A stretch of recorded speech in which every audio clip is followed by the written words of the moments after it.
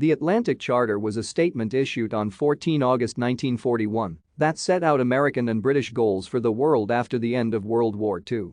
The joint statement, later dubbed the Atlantic Charter, outlined the aims of the United States and the United Kingdom for the post-war world as follows: no territorial aggrandizement, no territorial changes made against the wishes of the people, restoration of self-government to those deprived of it, reduction of trade restrictions, global cooperation to secure better economic and social conditions for all, freedom from fear and want, freedom of the seas, and abandonment of the use of force and disarmament of aggressor nations.